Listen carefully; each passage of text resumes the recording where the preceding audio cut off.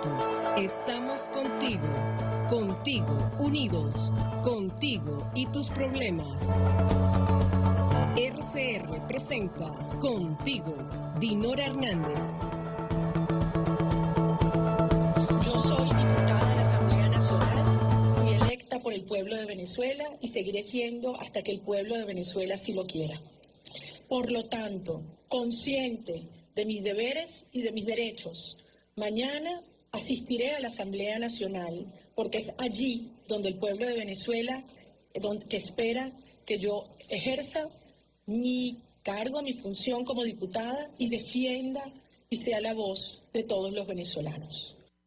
Amigos, estamos escuchando la voz de los venezolanos que no se rinden, la voz de los venezolanos que claman, que exigen, que piden y que denuncian porque buscan justicia. El audio que acaban de escuchar es de María Corina Machado y hace referencia a marzo del 2014, cuando el chavismo destituyó de sus funciones como parlamentaria a María Corina. Así como lo escuchan, destituyó a la diputada más votada en cualquier circunscripción del país. Usted dejó de ser diputada, señora Machado, dijo el entonces presidente y utility del régimen, Diosdado Cabello. Pero hoy le decimos, le traigo noticias, don Cabello. La Comisión Interamericana de Derechos Humanos, con sede en Washington, notificó a María Corina Machado sobre la admisión de la petición relativa a la violación de sus derechos de acuerdo a los artículos 8, 13, 23, 24 y 25 de la Convención Americana sobre Derechos Humanos en relación con su artículo 1.1. El caso tiene como fondo su destitución arbitraria como diputada a la Asamblea Nacional 2014.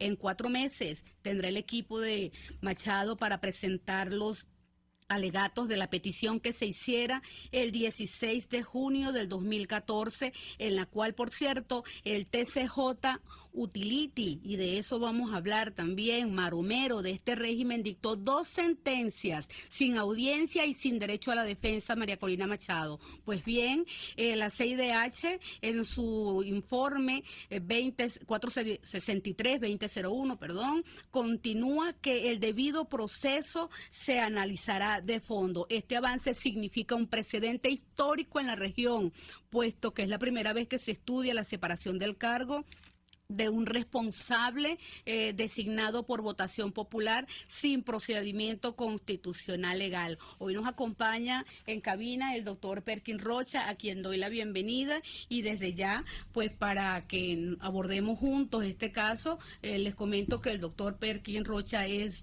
experto en derecho público, y que además es ex magistrado y coordinación de promoción de valores de 20 Venezuela, pero además tiene un caso común a este, por analogía quizás, doctor, y perdone la ligereza en la comparación. Bienvenido.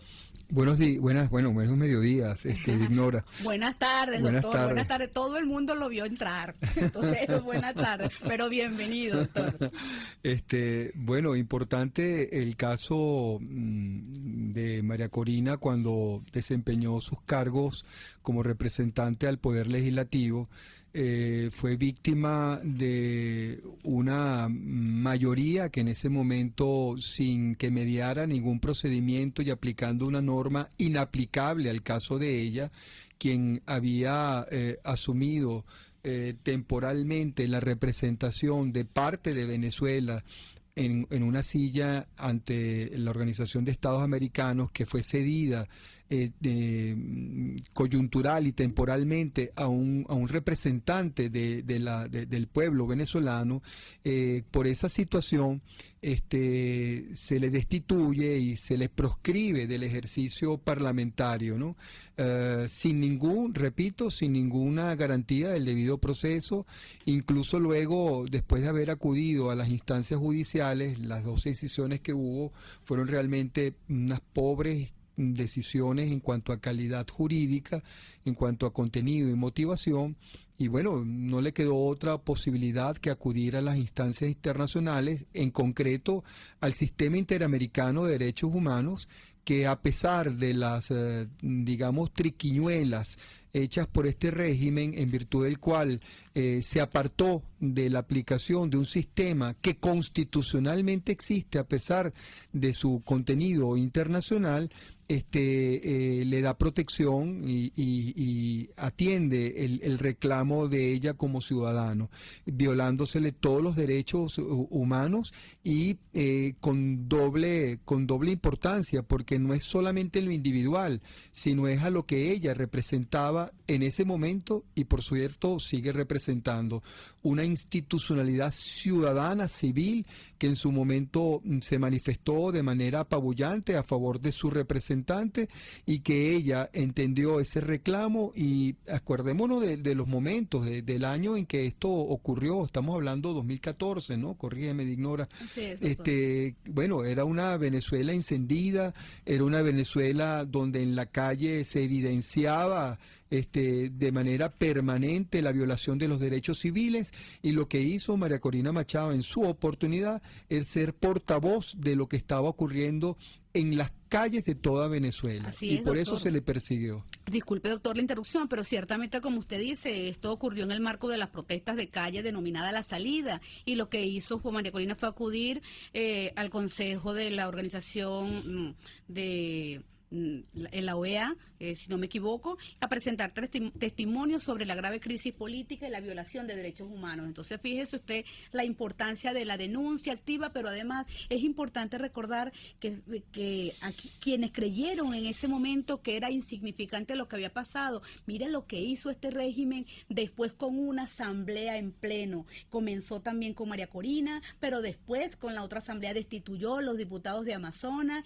y más tarde destituyó la asamblea en pleno, vía Lacranato lo sacó del palacio. Esto es importante que lo recordemos, pero doctor, lo invito a que lo analicemos más adelante para recordar que llegamos a ustedes gracias a la Dirección General de la Estación de Jaime Nestares, a la gerencia de producción Wilix Arcaya, y en la producción nos acompaña, bueno, en este momento será virtualmente Justo Navarro y sí presencialmente Yay Pacheco Cova, y en los controles, no se pierdan que lo voy a decir bien esta vez, José Gregorio González, mi amigo de siempre. Yo soy Dinora Hernández por las redes sociales, @Dinora Hernández por toda la plataforma. La de la casa es @RCR. Posiblemente el doctor Perkin también nos ayude con su plataforma más adelante para que lo siga. Y quiero saludar porque también se celebra la vida y las cosas buenas que suceden, que cariñosamente el pasado domingo estuvo de cumpleaños nuestro querido Mingo. Yo creo que el próximo programa se puede llamar Mingo en Domingo. A Mingo todo el cariño y todo el afecto de siempre. Y pues me voy a permitir también saludar a mi amiga Graciela González de Pedrón, Chelita, porque es una consecuente de la lucha libertaria, es una señora pues con todo el ánimo para ver la libertad de Venezuela, de manera que para ella también un fuerte abrazo. Doctor, vamos a retomar un poco entonces la conversación en el transcurso de...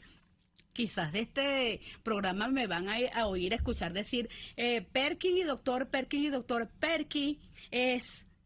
quizás el abuso que me tomo por ser además el doctor Perkin, compañero en la Dirección Nacional de mi organización política 20 Venezuela, Coordinación de Valores, y además porque pues cuando me emociono sí me pongo, doctor. Bienvenido. Doctor, hablemosle a Venezuela, porque a veces nosotros tenemos que empeñarnos en hacer un poco de pedagogía ciudadana, y vamos a hablar un poco de este que yo he denominado, y quizás a usted no le guste, doctor, porque pues usted es un académico, de ese juego de la silla que tiene el Tribunal Supremo de Justicia, el supuesto renovado, el que se quiere, es otro comando transforme, por cierto, al igual que la Mesa de la Unidad, que se cambian los nombres, con la diferencia que estos se llaman iguales, pero tienen así como un juego de la silla, queda una silla vacía, sientan a uno, y el pobrecito a las 24 horas lo levantan. ¿Qué es lo que está pasando? Porque esa gente finalmente no elige un TCJ. Me voy a permitir decirte Dignora. A cambio, me puedes decir Perkins. Bueno. Lo que pasa es que es un nombre tan feo el mío que bueno, que suena bonito, pero hay que llevarlo encima. Vamos a llevarlo para cargarlo. Fíjate, Dignora. Me gusta tu estilo. Creo que un tema tan complejo y árido como el del Tribunal Supremo de Justicia sería interesante abordarlo con tu estilo para que nuestros oyentes también comprendan lo que está pasando tras bastidores, ¿no? digamos que habiendo perdido toda idoneidad, el Tribunal Supremo de Justicia, habiendo sido conformado por personas que simplemente están en esos cargos por su afiliación política y por su compromiso, hay que decirlo también, mercantil con el régimen, digamos, unas togas criminales es lo que está por detrás de ese Tribunal Supremo de Justicia, ocurre algo que tras bastidores no fue muy bien entendido. Desde que se designa en la Asamblea Nacional ilegítima presidida por Jorge Rodríguez una supuesta revolución judicial, y a la cabeza de esa revolución judicial colocan a un señor como Diosdado Cabello, pues empiezan como que a separarse las cuotas de poder del régimen. Recordémosles a los oyentes que frente a nosotros no tenemos propiamente un sistema político. Frente a nosotros tenemos un régimen que puede asimilarse a un conglomerado, es decir, a distintas piezas a cuya cabeza visible se encuentra el señor Nicolás Maduro, pero que no es quien realmente ejerce el poder. Él eventualmente lo ejerce de acuerdo a las circunstancias, pero hay factores internos de ese conglomerado que obedecen a otro tipo de naturaleza, toda delictiva, que son en definitiva el hecho que enfrentamos. Repito, no es un hecho político, es un hecho que está en otro orden, más cercano a lo delictual. Y de acuerdo a eso, pues en virtud de las tensiones, pues una cuota se le ha dado al señor Diosdado Cabello, y esa cuota fue el Poder Judicial, el sistema judicial. El sistema judicial le permite a este conglomerado tener frente a la comunidad internacional y frente a procesos que se han iniciado ya con mucha lentitud, hay que decirlo, pero en definitiva son firmes, revisiones sobre el comportamiento jurídico institucional cara a una comunidad que exige gobiernos democráticos, representativos y a sistemas absolutamente republicanos. Entonces, esas exigencias hacen que este régimen, este conglomerado, se maneje en lo que muy acertadamente algunas personas han afirmado es un sistema dual. Algunos han dicho un Estado dual. Un Estado que tiene una fachada institucional y una naturaleza delictual que simplemente se mueve por intereses multifactoriales. En algún momento, estos intereses saben que para seguir avanzando necesitan esa fachada, y para esa fachada uno de los elementos fundamentales es lo judicial, y eso se le encomendó al señor Diosdado Cabello. De ahí nace la guerra de él contra el Nacional, de ahí nace la guerra de él removiendo jueces en el país, y una especie de lo que él llamó revolución judicial, que no es otra cosa que un reacomodo de las fuerzas del chavismo en el sistema de justicia venezolano. Y fíjate que digo sistema de justicia y no poder judicial, porque el poder judicial es un elemento más del sistema de justicia venezolano, conformado no solamente por fiscales, jueces, magistrados, sino también notarios, registradores e inclusive por los propios abogados. Es un diseño constitucional que podemos decir que es un buen diseño en comparación con la Constitución del 61. El problema es que el constituyente no estimó que lo que estaba en el núcleo de ese sistema, el poder que se iba a instalar y que iba a generar la dinámica de ese sistema, es un poder criminal. Doctor, yo tengo que hacerle una pregunta que posiblemente sea antipática, pero bueno, hay que hacerla. ¿Qué pasa con estas personas que se inscriben para participar de esta maniobra y incorporarse como magistrado al TCJ? Perdóneme, porque es que yo he conocido que ustedes, los abogados, tienen un código de ética. Ustedes también conocen la materia. ¿Dónde queda la ética para muchas personas que creen que siendo magistrados de este sistema pudiera darle mejores credenciales? ¿O en todo caso existe esa ética? Bueno, es digamos, un grupo muy amplio, Dignora.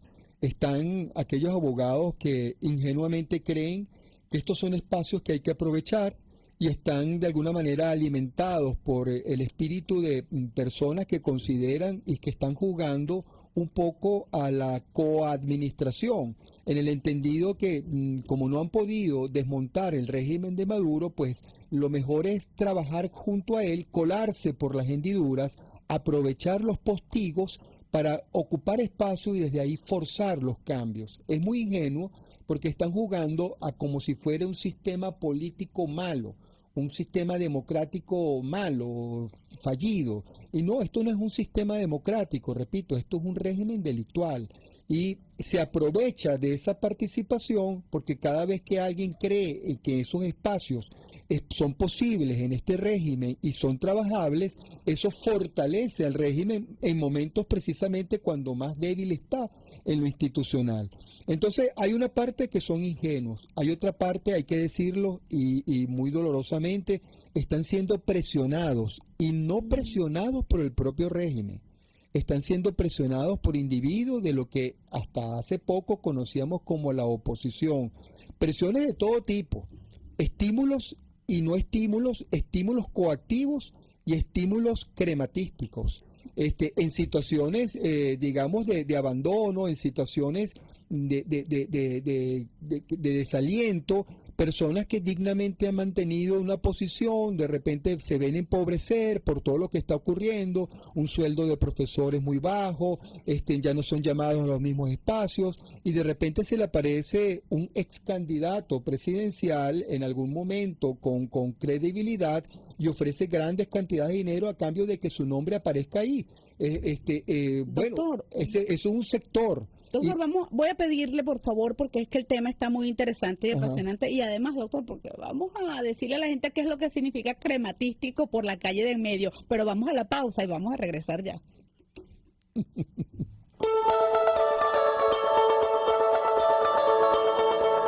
Estamos presentando Contigo, el espacio donde tú y tus dirigentes se escuchan, solo por RCR 750. Puedes seguirnos en nuestras redes sociales. En Twitter, @RCR750. La radio que se ve. Llegó a Caracas el Paraíso Dental. Restauraciones estéticas y de conductos, cirugías, prótesis, ortodoncia, periodoncia y odontopediatría. La doctora Sonrisa, de la mano de Paraíso Dental, llegó para hacer de Caracas la ciudad de las sonrisas más bellas. Estamos ubicados en la Plaza Madariaga de El Paraíso, en el centro comercial Plaza Páez, nivel PO, consultorio Paraíso Dental. Comunícate con nosotros a través del 0212-481-9776, 0424-320-4222 y síguenos en Instagram como @DRA_sonrisadm y @Paraíso Dental. Somos el Paraíso Dental. Antes de empezar el día, entérese de lo que acontece en el país junto a Pedro García Otero en Titulares de la Mañana. De lunes a viernes a las 6:30 de la mañana.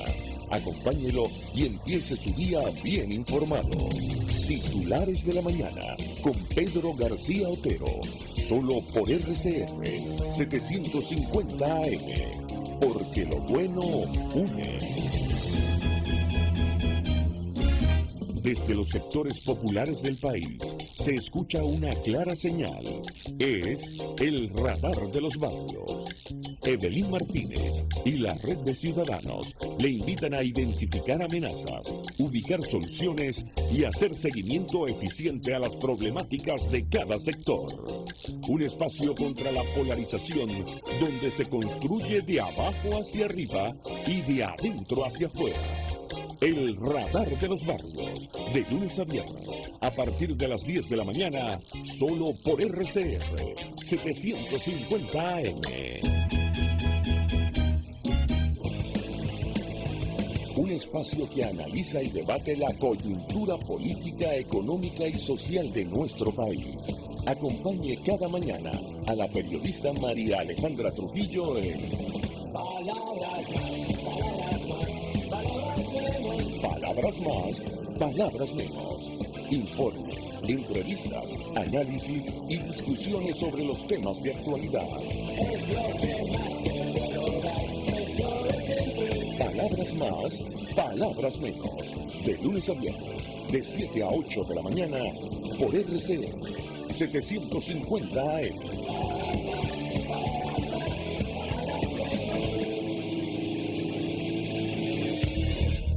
prevenir enfermedades, cómo actuar en casos de emergencias médicas, cómo mantener una buena calidad de vida.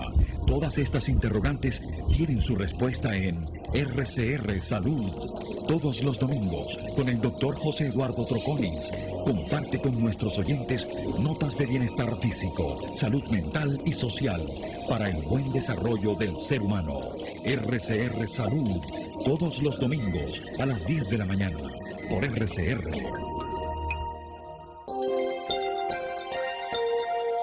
Es una interpretación de tendencias para tu signo zodiacal. Un espacio guiado por los movimientos planetarios y sus consecuencias. Acompaña a nuestros astrólogos a descubrir lo que le deparan los astros signo por signo. Guía astrológica, todos los sábados, a partir de las 3 de la tarde, por RCR 750 AM.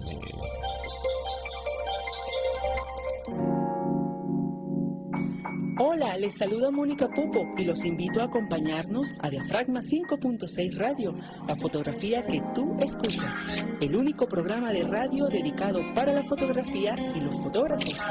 Diafragma 5.6 Radio, todos los sábados a las 11 de la mañana, por RCR, la radio que se ve. RCR 750 AM. Porque lo bueno une.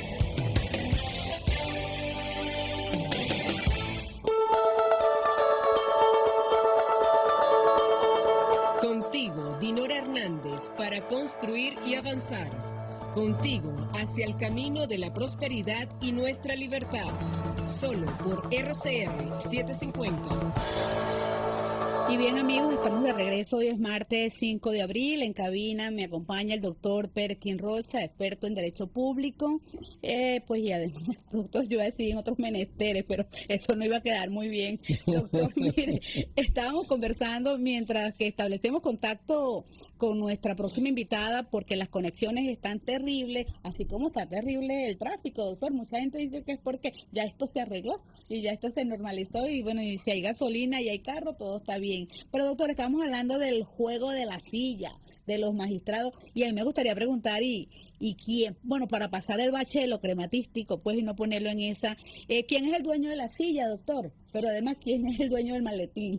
Fíjate, Dignora, para decirlo más o menos en el estilo que quieres marcar, sucede que de 32 magistrados actuales del Tribunal Supremo de Justicia, colocados ahí con pleno compromiso con el régimen, recuérdate que aquello fue, esta elección de los 32 actuales, fue consecuencia de aquel postulado que dijo el filósofo Pedro Carreño de que esta vez no vamos a permitir meternos un autogol, ¿recuerdas, no? Sí. Este tribunal, estos 32 están compactados, se tuvo el descaro de decirlo públicamente, de que estos señores no tenían independencia, pues en pocas palabras, y que iban a resolver todo como efectivamente lo resolvieron a favor del régimen, ¿no?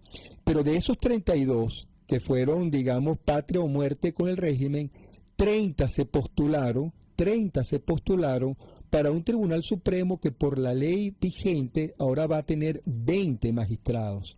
Es decir, si el compromiso del régimen, cosa que no entiendo que no va a ser así, pero si el compromiso del régimen fuera mantener en el cargo a algunos de estos magistrados, 10 van a quedar afuera, porque solamente 2 no optaron por la postulación. Eso significa que hay una guerra interna, hay una negociación interna, hay un reacomodo y hay de alguna forma una discusión sobre por qué deben quedar y quiénes van a quedar. Si eso tú le sumas, o mejor dicho, le restas los 3 a 7 que van a incluir como aparente, posición de la oposición, o mejor dicho, parte de la oposición, pues quedarían apenas, estaríamos hablando que de 15 de 30. De esa parte de la oposición vamos a hablar, porque de verdad que ellos llegan supuestamente representando a alguien, pero después se convierten. Yo creo que ahí también hay una secta, porque convierten a la gente a la revolución y terminan siendo, pues como bien entiendo, una ficha del régimen, de manera que el que vote por ellos el que no vote con ellos está inhabilitado, pero el que pase a jugar con ellos tiene que convertirse. Eso es un tema, pero le voy a pedir un espacio de tiempo aquí para que recibamos a nuestra amiga. Tenemos una amiga en común que nos acompaña hoy, una experta. Hablo de Sari Levy. Sari Levy es economista, presidente de la Academia Nacional de Ciencias Económicas, exdecana de FASE de la UCB, responsable del cálculo y análisis del Índice Internacional de Derechos de Propiedad y del Índice de Burocracia en América Latina, pero sobre todo Sari es una venezolana ciudadana, como se define ella. Bienvenida, Sari. Sari, te saluda Perkin Rocha, Dinora Hernández. Un placer saludarlos a ambos. ¿Cómo están? Y un saludo, por supuesto, a toda esta magnífica audiencia que les sigue. Gracias, amiga. Sari, muchos temas que van cursando en el ámbito político, económico, que no se desliga. Pareciera que hay medidas que se toman para favorecer la perpetuidad de este sistema. Entonces yo quise estar hoy contigo y con el doctor Perkin, porque yo dije, hay que reventar esa burbuja de normalidad que pretende dar no solamente el régimen, sino, y perdónenme la nomenclatura, también los alacranes, las arañas, los topos, los buitres y las sanguijuelas, porque en la oposición no hay nada más alacranes, hay unos cuantos, y sobre todo los topos que se asoman a conveniencia. Perdóname el inciso, Sari, que sé pues que tú eres una académica y quizás no estás en estas mismas lides de nomenclatura en fauna política, pero hablemos, Sari, de ese impuesto a las grandes transacciones financieras, IGTF, y eso es como que la voracidad fiscal. ¿Hasta cuándo mete la mano el régimen en los bolsillos de los ciudadanos? Y esto no es algo así como que el impuesto al dólar. Entonces nos dijeron que no había problema, nos sacaron de circulación los billetes, ya yo ni conozco los billetes, los bolívares, no sé cómo son. Pues entonces uno puede tener algo y cambiarlo en dólar, pero ahora resulta que tenemos que pagar un impuesto cuando ellos mismos destruyeron todo. Sari, a veces al ciudadano común, nosotros no entendemos de macroeconomía, pero sí de la microeconomía, de la economía esa que pega el bolsillo. ¿Cómo va a impactar esto? Primero, ¿qué es? ¿Cómo se ejecuta? ¿Y cómo va a impactar el bolsillo de los ciudadanos? Bueno, la verdad, Dinora, me has hecho 100 preguntas juntas. Vamos a ver si logro contestar alguna. Pero bueno, vamos a empezar por lo último. El llamado impuesto a las grandes transacciones financieras, que no es a ninguna grandes transacciones, sino es a todas las transacciones. Y en particular este impuesto es diferenciado según, como tú bien has dicho, la moneda que utilizas. Es un 2%, si es en bolívares, pero es un 3% para todas las transacciones que realicemos en divisas. Y como tú mismo dijiste, es importante que esto lo entienda el ciudadano, cómo le pega a su bolsillo. Entonces, un ejemplo muy sencillo, supongamos que vamos a comprar a un automercado, a un abasto, una cantidad de productos cuya suma nos da 100 bolívares. Normalmente ya de por sí teníamos que pagar un impuesto al consumo, que era el IVA, que era el 16%. Es decir, que ya por ahí ya no eran 100, sino 116. Y ahora, sobre esos 116, si pago en dólares, me van a imponer nuevamente un 3%. Es decir, que al final estoy pagando 119,48. Es decir, casi que en impuestos la factura ya tiene un 20%. Es decir, que si usted pensaba gastar 100, va a gastar 120 y esos 20 son impuestos que termina pagando el consumidor y que por lo tanto reduce su ingreso disponible que tiene para satisfacer las necesidades, que son múltiples y enormes, porque no estamos hablando de que esto lo paga algún grupo en particular que tiene ingresos extraordinarios, no. Este es un impuesto que lo va a pagar todo ciudadano que vaya a consumir. Entonces, y que obviamente utilice divisas. Pero hoy en día en Venezuela, el 70% de las transacciones se realizan en divisas.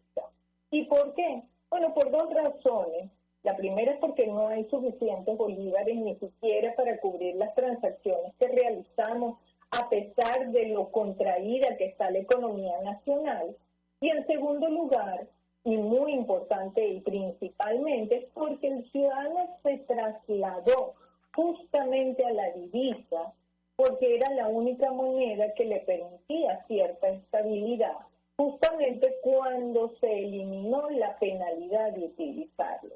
¿Y cuándo ocurrió eso? En el 2019. Y todos recordamos que 2017 y 2018 tuvimos una hiperinflación galopante y además, por no contar con una válvula que nos permitiera,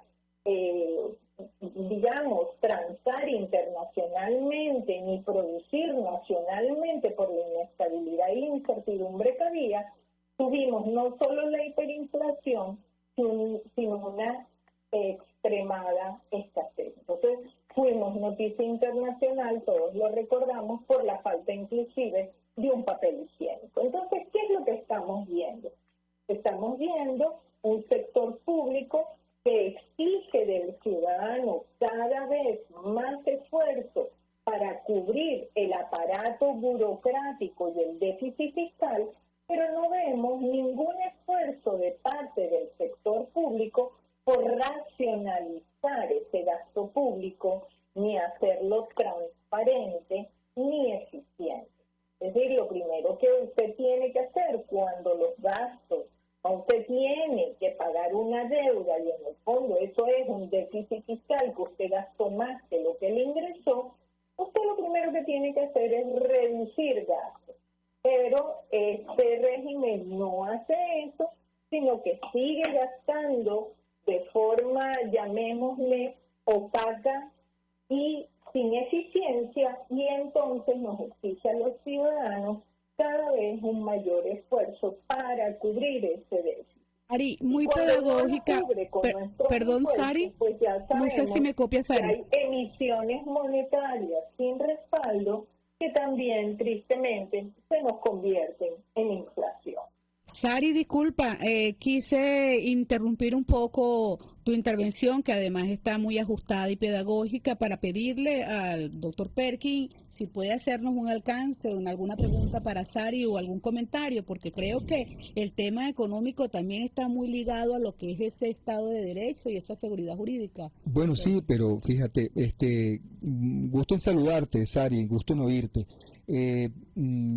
Más allá de los elementos que efectivamente va a tener el impacto económico que va a tener en el bolsillo del consumidor, te pregunto algo que me da mucha curiosidad. Es decir, primero, ¿se ha estimado cuánto puede significar para el régimen la captación de este impuesto? ¿Cuánto, si vale para ellos? ¿Cuál es el valor que pudiera estimarse? Yo sé que es difícil precisarlo, pero en la recaudación, ¿cuánto puede significar al cierre del ejercicio fiscal del próximo año esto, porcentualmente al último periodo?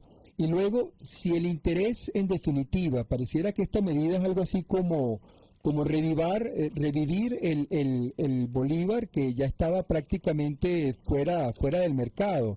¿Qué va a pasar con la moneda venezolana? Más allá de lo que ellos aspiran, ¿qué va a pasar con el Bolívar? ¿Cuál es el impacto verdadero? Porque yo siento en la calle, a pesar de esta imposición fiscal, que la gente sigue despreciando de alguna manera el Bolívar como moneda, digamos, de curso legal. La gente no se ha desvinculado del uso de la divisa y en concreto del uso del dólar. ¿Qué efecto inmediato puede tener esto en el Bolívar desde el ángulo económico? Bueno, fíjate, hay un elemento más allá que es importante destacar. En la medida que tú vas imponiendo cada vez más tanto trabas como impuestos a las actividades, llamémosle legales, pues tú automáticamente lo que estás haciendo es impulsando la informalidad. Y al impulsar la informalidad, tú también estás reduciendo la capacidad de recaudación que tú mismo querías incrementar. ¿Entiendes? Entonces es importante destacar esto. ¿Por qué? Porque esa voracidad fiscal compite con su propio objetivo, porque tanto subes los impuestos que al final pues terminas dividiendo, por decirlo, lo que puedes recaudar en vez de incrementarlo. Tú sabes perfectamente también, Perkins, que no hay cifras oficiales. Si tú te metes hoy mismo en el CENIAR, tú te vas a dar cuenta que no tienes cifras de recaudación, ni de impuestos sobre la renta, ni de IVA, ni de aduanas, ni de nada. Sin embargo, las aproximaciones que tenemos nos hablan de que por IVA en este mes pasado, en febrero se habían recaudado poco menos de 600 mil millones. Si eso equivale al 16% de la facturación, eso significa que por concepto de este nuevo impuesto, pues tendrías que estar recaudando unos 120 mil millones adicionales. Pero eso asumiendo que mantienes la facturación, porque como te decía, en la medida que tú sumas impuestos, pues al final la gente dice, mire, no me dé factura, yo se lo pago por fuera, y lamentablemente estamos alimentando los circuitos de la ilegalidad en vez de impulsar la normalización y el aumento de la base tributaria. No sé si respondo tu pregunta. Perdón, doctor. Se dirige a usted si la pregunta fue respondida. No, perfectamente. Sin embargo, yo había interrumpido, bueno, pero es que yo creo que ese es el estilo, pues yo soy la que interrumpe entonces. Es que quería preguntar, Sari, pues, porque recientemente hemos visto en Venezuela, mira, hay tráfico, pues la gente dice que consigue comida en los bodegones, también tenemos conciertos y pues hay una serie de situaciones donde la gente inclusive a veces de manera jocosa y otra vez no creo que tanto dicen pues Venezuela se está arreglando, y yo quiero preguntarle a una experta en la materia, porque por ejemplo, Sari, en el estado de Yaracuy no hay gas, no hay luz, el transporte sigue fallando. Tengo entendido que también otros sectores aquí mismo en Caracas y en Maracaibo siguen a la deriva en el tema de servicio. Entonces mi pregunta puntual, ¿es verdad que hay una recuperación económica en Venezuela? Bueno, esa pregunta me la llevan haciendo desde finales del año pasado y siempre he contestado igual. No, yo no observo una recuperación económica en el país. Lo que se observa en el país es una dualización de su economía. Y eso es un concepto que autores como Rostov había descrito para definir justamente sociedades polarizadas en su dinámica de funcionamiento. Cuando uno observa definitivamente lo que tú dijiste, algunos bodegones, restaurantes de alta gama, venta de vehículos de lujo, hoteles, casinos, pues uno diría, oye, todo eso está de lo mejor. Pero ¿qué proporción de la economía y de la ciudadanía asiste a esos lugares? Obviamente que todos quisiéramos que nuestra economía estuviera recuperándose, pero cuando tú ves, por ejemplo, los datos de la ENCOVID, te das cuenta que no ha sido así. Cuando tú revisas los datos más recientes de la cantidad de remesas y la cantidad de familias que hoy en día viven de remesas, tú te das cuenta que es porque no pueden generarse sus ingresos localmente y por lo tanto tienen que pedir a familiares en el exterior que los apoyen o, en algunos otros casos, desahorrar, es decir, utilizar los ahorros de toda una vida. Entonces lo que estamos viendo es una alta proporción de la población que todavía se mantiene en condiciones precarias y una pequeña población que sí está disfrutando de beneficios en este momento. Ahora, volvemos a la misma pregunta. ¿Es eso una recuperación de un país? No. Una recuperación de un país es algo muy distinto a la posibilidad de generar ingresos. Una recuperación de un país implica servicios, educación, salud, carreteras, puertos, aeropuertos. Ninguna de esas áreas, ninguna de ellas se ha invertido. Y por sobre todo, implica seguridad jurídica, seguridad personal. Esos son bienes públicos inmateriales indispensables para el bienestar de una ciudadanía, para el desarrollo de un país. Entonces, no confundamos la recuperación de un país con el hecho de que hayan algunos comercios que efectivamente han logrado incrementar sus ventas. De más está decir que la mayoría de ellos están basados en el sector terciario, y no por terciario negativo, sino quiero decir que están básicamente alimentados por importaciones, porque cuando observamos, por ejemplo, a la industria manufacturera, nos damos cuenta que sigue padeciendo importantes problemas, cuellos de botella, y además, para colmo de males, una competencia desleal en el buen sentido de la palabra, porque mientras el industrial venezolano, el agricultor venezolano tiene que pagar todos estos impuestos, la mercancía importada no paga IVA y de seguro tampoco pagará el impuesto a las transacciones financieras. Entonces, realmente, con un entorno como el que estamos conversando, yo no podría hablar de una recuperación económica. Muy lejos estamos de eso. Sari, muy pedagógico, muy asertivo, pero sobre todo pues muy didáctico, aunque suena redundante lo que nos acabas de decir. Yo inclusive te iba a pedir una reflexión final, pero lo que acabas de hacer es precisamente eso. Con esta reflexión, Sari, entonces te vamos a despedir, no sin antes decir que siempre es un honor conversar contigo en persona, al teléfono, pero estoy convencida de que la audiencia también agradece esta conversación. Vamos a tratar de tenerte más seguido. Muchísimas gracias, Sari, por estar con nosotros. Hasta luego, Sari. Gusto en oírte. Doctor Operkin, no hemos definido todavía cómo es que nos vamos a llamar. Como decía aquel, llámeme licenciada, porque en todo caso yo lo sería.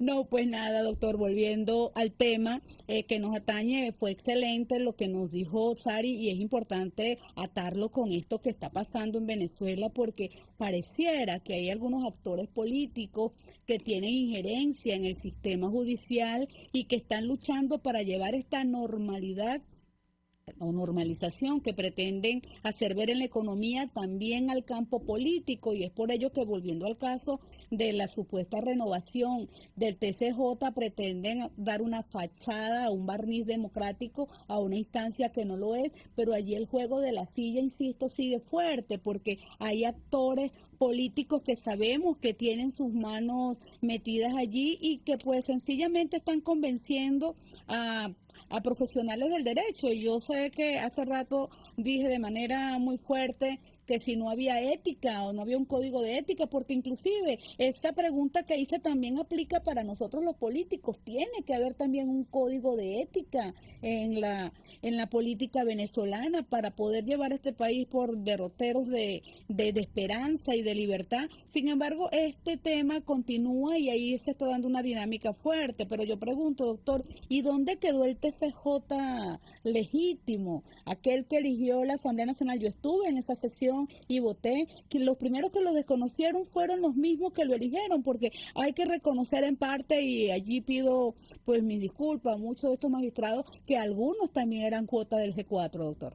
Así es, mira, estamos viviendo, en primer lugar, para culminar un poco la idea que nos deja Sari Levy, estamos viviendo una estrategia de ficción, una estrategia de espejismo, donde está montado el régimen ansioso de construirla y sostenerla lo más que pueda porque es una estrategia que permite de alguna forma la supervivencia del régimen en otras condiciones.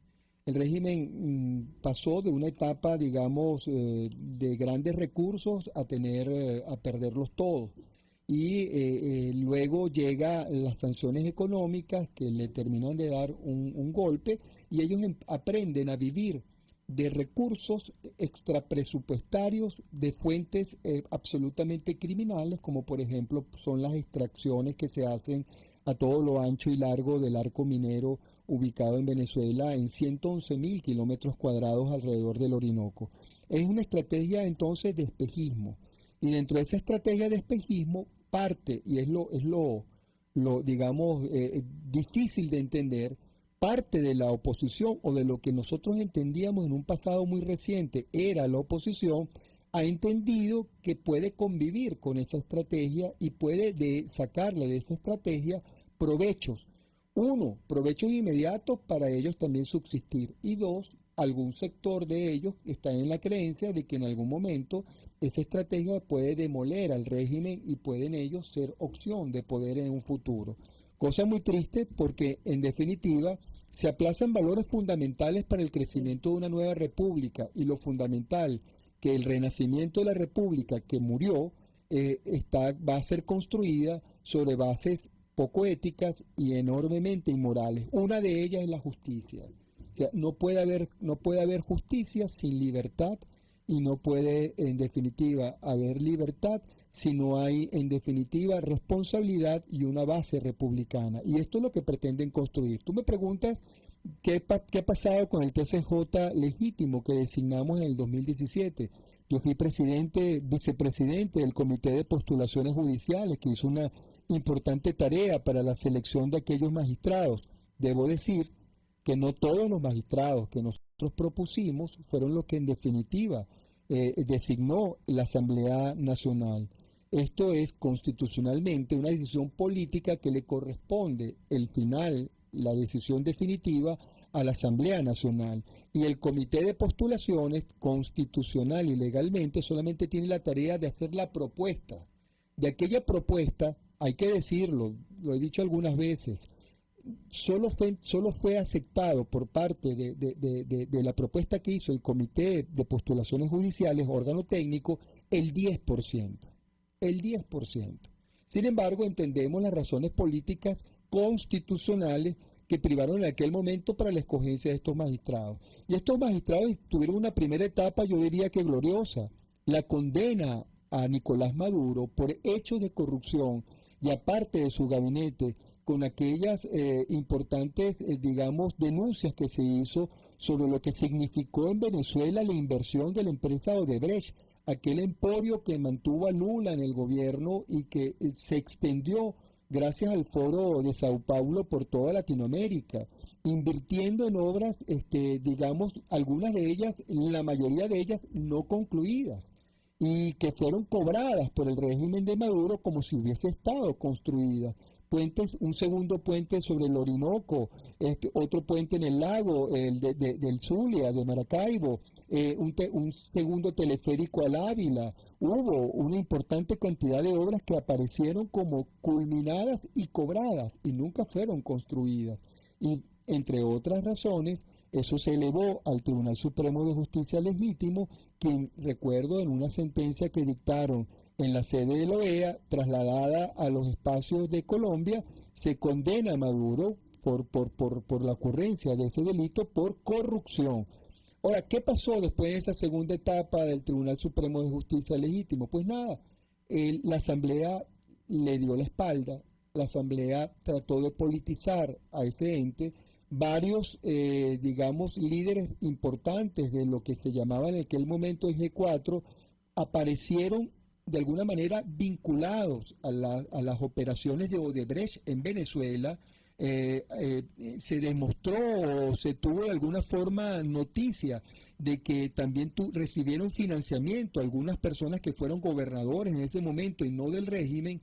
Y bueno, entendemos que todas estas fuerzas se juntaron para destruir el Tribunal Supremo de Justicia Legítimo, que tuvo que exiliarse en nada más y nada menos que en el exterior y en la sede de la OEA. Así es, doctor, muy fuerte, inclusive la paga pues que le dieron a estos señores que quisieron pues restituir de buena fe el hilo constitucional en Venezuela. Doctor, ya estamos finalizando este espacio, el programa se pasó bastante rápido, sin embargo es bien importante, doctor, decir que este juego de la silla no se da nada más en el TCJ, que en la política venezolana algunos no quieren soltar la silla, por eso desde 20 Venezuela estamos proponiendo que se renueve la conducción del liderazgo político de Venezuela, porque con una oposición infiltrada difícilmente se puedan retomar las banderas de libertad. De allí en adelante cualquier mecanismo es positivo para alcanzar la libertad, pero no con una oposición alacranizada. Doctor, 30 segundos para un mensaje final. Bueno, en línea con lo que acabas de decir, Dignora, hemos como pueblo ciudadano combativo, como ciudadanos disidentes de este régimen y opositores a él, hemos optado por todos los instrumentos posibles. Hemos ido a elecciones, hemos ido a consultas, hemos ido a negociaciones, hemos ido a la abstención, hemos utilizado todas las herramientas políticas y no hemos podido arrinconar al régimen sino en lo internacional. Entonces no han fallado los instrumentos, lo que ha fallado es la estrategia que se ha tenido en la utilización de esos instrumentos, y creemos que esa estrategia ha fallado, entre otras cosas, porque se ha tenido una corta visión sobre la naturaleza de lo que enfrentamos. Necesitamos una nueva dirigencia que sepa utilizar esos mismos instrumentos, sepa saber en qué momento deben ser utilizados, cuándo y de qué forma idónea, y establecer en definitiva una comprensión de lo que enfrentamos. Lo que enfrentamos no es un hecho político, lo que enfrentamos es un hecho delictual que tiene ribetes políticos, que es otra cosa. Así es, doctor, y por eso el ejemplo de María Corina Machado, cuando logra que sea admitida su solicitud, cuando fue destituida, es un ejemplo histórico para la región, por cuanto nunca se debe dejar de exigir justicia en ninguno de los planos. Ese pragmatismo de vamos a seguirle la corriente a ellos porque eso es lo que queda, no va con 20 Venezuela. Siempre, doctor, para finalizar, me dicen que los programas se deben cerrar siempre en positivo para que la audiencia quede conectada con el optimismo. Sin embargo, yo debo decir en nombre de mi organización política, de nuestra organización política, que dos grandes hombres, amantes y defensores de la democracia han partido el día de ayer, y desde 20 Venezuela queremos expresar nuestro pesar por esta situación. Se trata de Nelson Millán, en nombre de María Corina Machado, 20 Venezuela, el fundador y coordinador de 20 en Anzoátegui. Le damos un aplauso de pie a un hombre que no claudicó en su lucha por la libertad.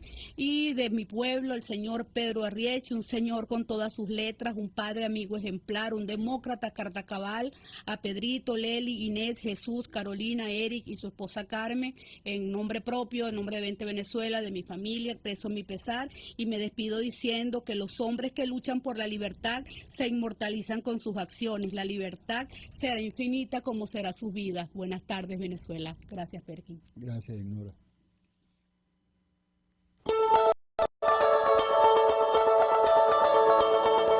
RCR presentó Contigo, donde la pluralidad del pensamiento confluyen, solo por RCR 750.